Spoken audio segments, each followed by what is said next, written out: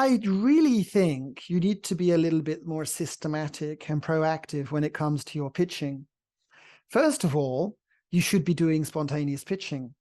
You should have value propositions and concepts that you think would be interesting to propose, even if only to current or ex-clients, although I would recommend you being brave and reaching out to new potential clients.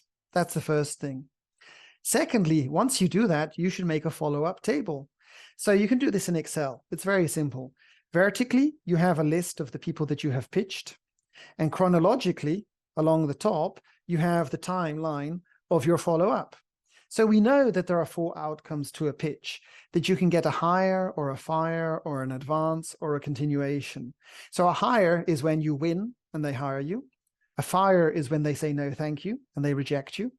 An advance is when they throw this forward a little bit in time, and then that will become a hire or a fire. And of course, the dreaded outcome and the most common outcome of spontaneous pitching is continuation, which is silence. In that case, you do need to do your systematic follow-up. What is your follow-up policy? An email, and then a call, and then an email. How many emails, how many calls will you do?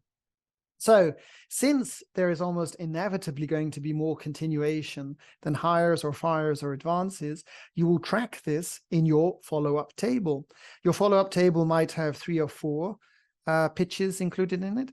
It might have a few dozen. It might be a rolling process, but you need to understand that after a certain amount of follow-up, you need to stop, that you need to send a nuclear option email, which it basically means, and you can see this in one of my previous videos about sales writing, that you change that continuation into a fire.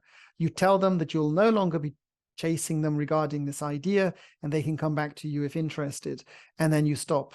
So you need to have a follow-up table, which implies you need to be doing proactive, spontaneous pitching, which means you need to have legal products or solutions to pitch. And it means you need to have a follow-up policy about after how much time will you do an email or a call or an email. And then you need to decide when do you stop this process in the follow-up chain to the prospects. So that's quite a lot of ideas for such a simple table. If you're curious to learn more, I have a couple of papers about this. You can email me on jjmcveigh@nixedonia.com, and I'll be happy to share some ideas. Thank you.